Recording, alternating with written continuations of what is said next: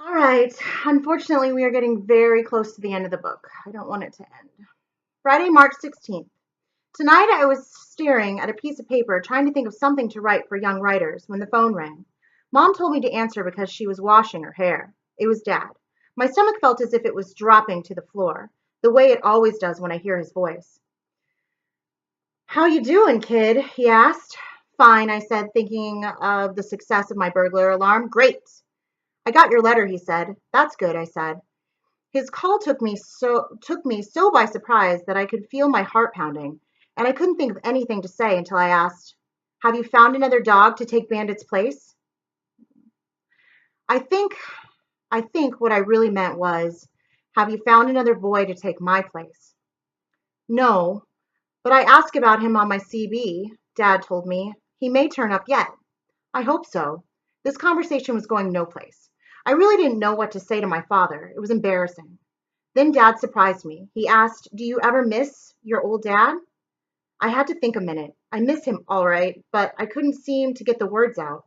My silence must have bothered him because he asked, "Are you still there?" "Sure, Dad, I miss you," I told him. It was true, but not as true as it had been a couple of months ago. I still wanted him to pull up in front of the house in a big rig, but now I knew I couldn't count on it. "Sorry I don't get over your way more often," he said. "I hear the sugar refinery at Spreckles is closing down." "I read about that in the paper," I said. "Is your mother handy?" he asked. "I'll see." I said, even though by then she was standing by the phone with her hair wrapped in a towel. She shook her head. She didn't want to talk to Dad. "She's washing her hair," I said. "Tell her I'll manage to send your support check sometime next week," he said. "So long, kid. Keep your nose clean." "So long, Dad," I answered. "Drive carefully." I guess he'll never learn that my name is Lee and that my nose is clean. Maybe he thinks I'll never learn that he drives carefully. He doesn't really. He's a good driver, but he speeds to make time whenever he can avoid the highway patrol. All truckers do. After that, I couldn't get back to thinking about young writers, so I picked up Ways to Amuse a Dog and read it for the thousandth time. I read harder books. I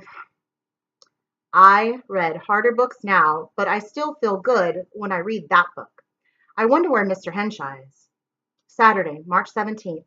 Today is Saturday, so this morning I walked to the butterfly trees again. The grove was quiet and peaceful, and because the sun was shining, I stood there a long time, looking at the orange butterflies floating through the gray and green leaves and listening to the sound of the ocean on the rocks. There aren't so many butterflies now. Maybe they are starting to go north for the summer. I thought I might write about them in prose instead of poetry, but on the way home I got thinking about Dad and one time when he took me along when he was hauling grapes to a winery and what a great day it had been. Tuesday, March 20th. Yesterday, Miss Neely, the librarian, asked if I had written anything for the Young Writers Yearbook because all writing had to be turned in by tomorrow. When I told her I hadn't, she said I still had 24 hours and why didn't I get busy? So I did, because I really would like to meet a famous author. My story about the 10-foot wax man went into the wastebasket. Next, I tried to start a story called The Great Lunchbox Mystery, but I couldn't seem to turn my lunchbox experience into a story because I don't know who the thief, in parentheses, thieves, in parentheses, was, in parentheses, were, in parentheses, sorry, in parentheses, and I don't want to know. Finally, I dashed off a description of the time I rode with my father when he was trucking the load of grapes down Highway 152 through Picacho Pass to a winery. I put in things like the signs that said steep grade, trucks use low gears, and how dad downshifted and how skillful he was handling a long, heavy load on the curves. I put in about the hawks on the telephone wires and about that high peak where Black Bart's lookout used to watch for travelers coming through the pass so he could signal to Black Bart to rob them, and how the leaves on the trees along the stream at the bottom of the pass were turning yellow, and how good tons of grapes smelled in the sun. I left out the part about the waitresses and the video games. Then I copied the whole thing over in case neatness counts and gave it to Miss Neely. Saturday, March 24th. Mom said I had to invite Barry to our house for supper because I have been going to his house after school so often. We had been working on the burglar alarm for his room, which we finally got to work. with some help from the library book. I wasn't sure Barry would like to come to our house, which is so small compared to his, but he accepted when I invited him. Mom cooked a casserole full of good things like ground beef, chilies, tortillas, tomatoes, and cheese. Barry said he really liked eating at our house because he got tired of eating with a bunch of little sisters waving spoons and drumsticks. That made me happy. It helped to have a friend. Barry says his burglar alarm still works. The trouble is, his little sisters think it's fun to open his door and set it off. Then they giggle and hide. This was driving his mother crazy, so he finally had to disconnect it. We all laughed about this. Barry and I felt good about making something that worked, even if we can't use it. Barry saw the sign on my door that said, "Keep out, Mom, that means you." He asked if my mom really stays out of my room. I said, "Sure, if I keep things picked up. Mom is not a snoop." Barry said he wished he could have a room nobody ever went into. I was glad Barry didn't ask to use the bathroom. Maybe I'll start scrubbing off the mildew after all. Sunday, March 25th. I keep thinking about Dad and how lonely he sounded and wondering what happened to the pizza boy. I don't like to think about Dad being lonesome, but I don't like to think about the pizza boy cheering him up either. Tonight at supper, in parentheses, beans and franks, in parentheses, I got up my courage to ask Mom if she thought Dad would get married again. She thought a while, and then she said, "I don't see how he could afford to. He has big payments to make on that truck, and the price of diesel oil goes up all the time. And when people can afford to build houses or buy cars, he won't be hauling lumber or cars." I thought this over.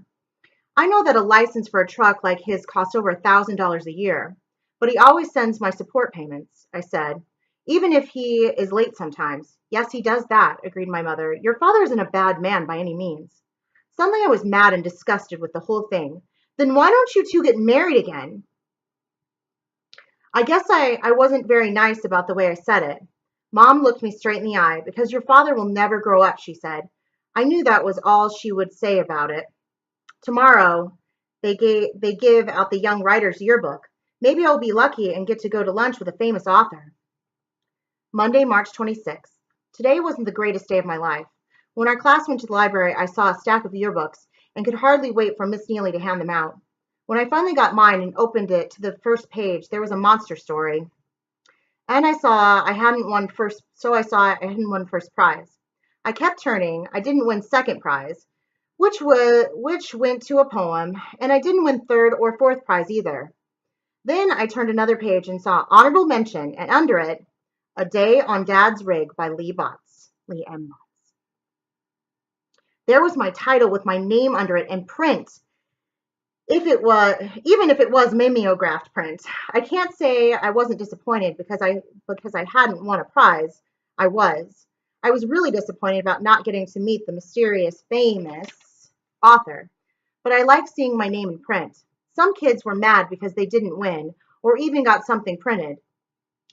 They said they wouldn't ever try to write again, which I think is pretty dumb. I have heard that real authors sometimes have their books turned down. I figure you win some and you lose some.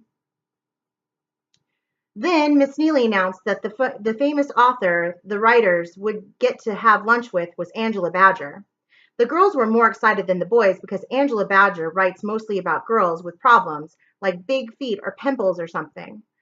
I would still like to meet her because she is, as they say, a real live author, and I've never met a real live author. I am glad Mr. Henshaw isn't the author because then I would really be disappointed that I didn't get to meet him. Friday, March 30th. Today turned out to be exciting. In the middle of second period, Miss Neely called me out of class and asked if I could go to lunch with if I would like to go have lunch with Angela Badger. I said, "Sure, how come?" Miss Neely explained that the teachers discovered that the winning poem had been copied out of a book and wasn't original, so the girl who submitted it would not be allowed to go, and would I like to go in her place? Would I? Miss Neely telephoned Mom at home for permission, and I gave my lunch to Barry because my lunches are better than his. Oh, sweet. The other winners were all dressed up, but I didn't care. I have noticed that authors like Mr. Henshaw usually wear old plaid shirts and the pictures on the back of their books. My shirt is just as old as his, so I knew it was okay. Miss Neely drove us in her own car to the Holiday Inn, where some other librarians and their winners were waiting in the lobby. Then Angela Badger arrived with Mr. Badger, and we were all led into the dining room, which was pretty crowded. One of the librarians, who was a sort of super librarian, told the winners to sit at a long table with a sign that said reserved. Angela Badger sat in the middle, and some of the girls pushed to sit beside her. I sat across from her. Super Librarian explained that we could choose our lunch from the salad bar. Then all the librarians went off and sat at the table with Mr. Badger. There, I was face to face with a real live author who seemed like a nice lady, plump with wild hair. I couldn't think of a thing to say because I hadn't read her books. Some girls told her how much they loved her books, but some of the boys and girls were too shy to say anything. Nothing seemed to happen until Miss Badger said, "Why don't we all go help ourselves to lunch at the salad bar?" What a mess. Some people didn't understand about salad bars, but Mrs. Badger led the way and we helped ourselves to lettuce and bean salad and potato salad and all the usual stuff that they lay out on a salad bar. A few of the younger kids were too short to reach anything, but the bulls at the first rows. They weren't doing too well until Mrs. Badger helped them out, sorry. Getting lunch took a long time, longer than in a school cafeteria, and when we carried our plates back to our table, people at other tables ducked and dodged as if they expected us to dump our lunches on their heads. All one boy had on his plate was a piece of lettuce and a slice of tomato because he thought he was going to get to go back for roast beef and fried chicken. We had to straighten him out and explain that all we got was salad. He turned red and went back for more salad. I was still trying to think of something interesting to say to Mrs. Badger while I chased garbanzo beans around my plate with a fork. A couple of girls did all the talking, telling Mrs. Badger how they wanted to write books exactly like hers. The other librarians were busy talking and laughing with Mr. Badger, who seemed to be a lot of fun.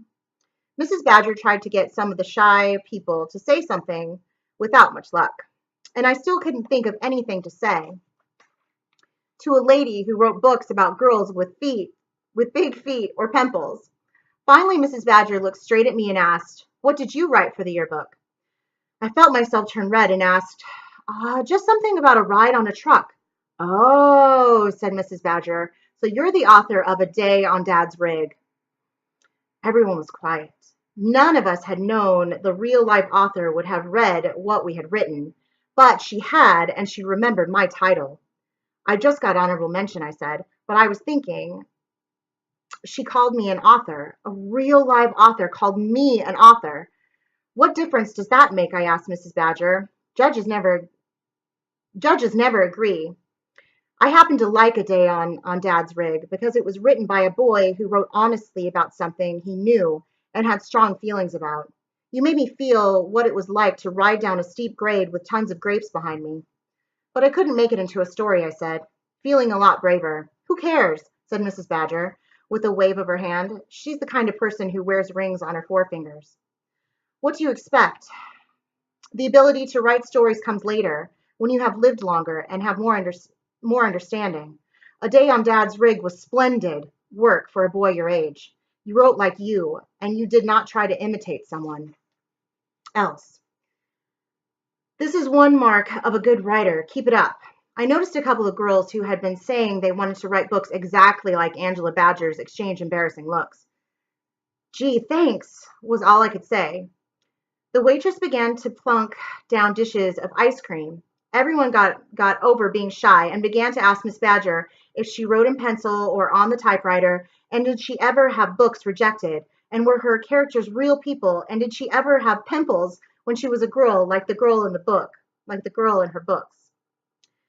And what did it feel like to be a famous author?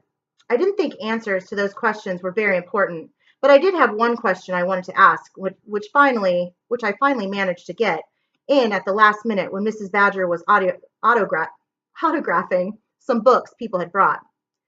"Miss Badger," I said, "did you ever meet Boyd Henshaw?" "Why, yes," she said, scribbling away in someone's book. "I once met him at a meeting of librarians, where we were on the same program." "What's he like?" I asked over the head of a girl crowding up with her book. He's a nice young man with a wicked twinkle in his eye, she answered. I think I've known that since the time he answered my questions when Miss Martinez made us write to an author. On the ride home, everyone was chatting about Mrs. Badger this and Mrs. Badger that. I didn't want to talk. I just wanted to think. A real live author had called me an author. A real live author had told me to keep it up. Mom was proud of me when I told her. The gas station stopped pinging a long time ago, but I wanted to write all this down while I remembered. I'm glad tomorrow is Saturday. If I had to go to school, I would yawn. I wish Dad was here so I could tell him all about today. March 31st. Dear Mr. Henshaw, I'll keep this short to save you time reading it. I had to tell you something. You were right. I wasn't ready to write an imaginary story, but guess what? I wrote a true story which won honorable mention in the yearbook. Maybe next year I'll write something that will win first or second place. Maybe by then I will be able to write an imaginary story. I just thought you would like to know. Thank you for your help. If it hadn't been for you, I might have handed in that dumb story about the melting wax trucker. Your friend, the author, Lee Butts. P.S. I still write in the diary you started me on. From the diary of Lee Butts, Saturday, March 31st. This morning the sun was shining, so Barry and I mailed my letter to Mr. Henshaw, and then walked over to see if there were still any butterflies in the grove. We only saw 3 or 4, so I guess most of them have headed north for the summer. Then we walked down the we walked to the little park at Lover's Point and sat on a rock watching sailboats on the bay for a while. When clouds began to blow in, we walked back to my house. A tractor without a trailer attached was parked in front. Dads! I began to run, and Dad and Bandit got out of the cab. So long, I gotta go, yelled Barry, who has heard a lot about Dad and Bandit, and who understands about parents and divorce. Dad and I just stood there looking at one another, and until I said, Hi, Dad. Seen any shoes on the highway lately? Lots of them. Dad grinned half a grin. Not like his old self. Boots, sneakers, all kinds. Bandit came over to me, wagging his tail, and looked happy. He was wearing a new red bandana around his neck. How you doing, kid? Asked Dad. I brought your dog back. Gee, thanks, I said, hugging Bandit. Dad's stomach hung over his belt, and he wasn't as tall as I remember him. You've grown, he said, which is what grown-ups always say when they don't know what else to say to kids. Did Dad expect me to stop growing just because he hadn't been around? How did you find Bandit? I asked. By asking every day over my CB, he said. I finally got an answer from a trucker who said he had picked up a lost dog in a snowstorm in the Sahara. A dog that was still riding with him. Last week we turned up in the same line at a weight scale. I'm sure glad you got him back, I said, and after trying to think of something else to say, I asked, how come you're not hauling anything? I think I hoped he would say he had driven all the way from Bakersfield just to bring Bandit back to me. I'm waiting for a reefer to be loaded with broccoli in Salinas, he told me. Since it wasn't far, I thought I'd take a run over here before I take off for Ohio. So Dad had come to see me just because of the broccoli. After all these months when I had longed to see him, it took a load of broccoli to get him here. I felt let down and my feelings hurt. They hurt so much I couldn't think of anything to say. Just then Mom drove up and got out of her old car, which looked little and shabby beside Dad's big rig. Hello, Bill, she said. Hello, Bonnie, he said. We all just stood there with Bandit waving his tail until Dad said, Aren't you going to ask me in? Sure, come in, said Mom. Bandit followed us down the walk, past the duplex to our little house and came inside with us. How about a cup of coffee? Mom asked Dad. Sure, agreed Dad, looking around. So this is where you two live. Then he sat down on the couch. This is where we live as long as we can pay the rent, said Mom in a flat voice, and it can never be towed away. Mom really hated that mobile home we used to live in. Dad looked tired and sad in a way I had never seen him look before. While Mom fussed around making coffee, I showed him the burglar alarm I had made for my lunchbox. He worked it a couple of times and said, I always knew I had a smart kid. Mom was taking such a long time making coffee, I felt I had to entertain Dad, so I showed him my yearbook and what I had written. He read it and said, "Funny, but I still think about that day every time I haul grapes to a winery. I'm glad you remember it too. That made me feel good." He looked at me a while as if he expected to see, I don't know what. Then he rumpled my hair and said, "You're smarter than your old man." That embarrassed me. I didn't know how to answer. Finally, Mom brought in 2 mugs of coffee. She gave one to Dad and carried hers over to a chair. They just sat there looking at one another over the rims of their mugs. I wanted to yell, "Do something! Say something! Don't just sit there!" Finally, Dad said, "I miss you, Bonnie." I had a feeling I didn't want to hear this conversation, but I didn't know how to get out of there. So I got down on the floor and hugged Bandit, who rolled over on his back to have his stomach scratched, just as if he had never been away. "I'm sorry," said Mom. "I'm sorry," said Mom. I think she meant she was sorry Dad missed her. Or maybe she was sorry about everything. I don't know. "Have you found someone else?" "Someone else?" asked Dad. "No," said Mom. "I think about you a lot on the long hauls," said Dad, "especially at night." "I haven't forgotten you," said Mom. "Bonnie, is there any chance?" Dad began. "No," said Mom in a sad, soft voice. "There isn't a chance." "Why not?" asked Dad. "Too many lonely days and nights not knowing where you were. Too much waiting for phone calls you forgot to make because you were whooping it up at some truck stop," said Mom. "Too many boring Saturday nights in the same noisy tavern. Too many broken promises. Things like that." "Well," said Dad, set his mug down, "that's what I came to find out. So I might as well be going." He hadn't even finished his coffee. He stood up, and so did I. Then he gave me a big hug, and for a minute I wanted to hang on to him, and never let him go. "So long, son," he said. "I'll try to get over to see you more often." "Sure, Dad," I said. I had learned by now that I couldn't count on anything he said. Mom came to the door. Suddenly Dad hugged her, and to my surprise, she hugged him back. Then he turned and ran down the steps. When he reached the rig, he called back, "Take care, Bandit." I thought of Dad hauling a 40-foot refrigerated truck full of broccoli over the Sierra and the Rockies and across the plains and all those places in my book of maps until he got to Ohio. Personally, I would be happy to see all of the broccoli in California trucked to Ohio because it's not my favorite vegetable, but I didn't like to think of Dad alone on the long haul, driving all day and most of the night, except when he snatched a few hours of sleep in his bunk and thinking of Mom. "Dad, wait," I yelled and ran out to him. "Dad, you keep Bandit. You need him more than I do." Dad hesitated until I said, "Please take him. I don't have any way to amuse him." Dad smiled at that and whistled, and Bandit jumped into the cab as if that was what he really wanted to do all along. "So long, Lee," Dad said, and started the motor. Then he leaned out and said, "You're a good kid, Lee. I'm proud of you, and I'll try not to let you down." Then he drove off. He yelled, "See you around," and sounded more the way I had remembered him.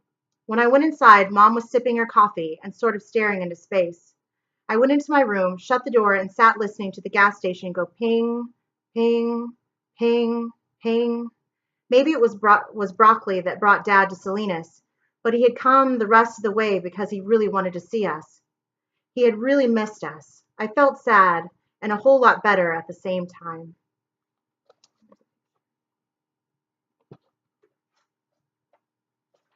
And that is the end. Unfortunately, I wish it could go on longer. Until our next book, thank you for listening.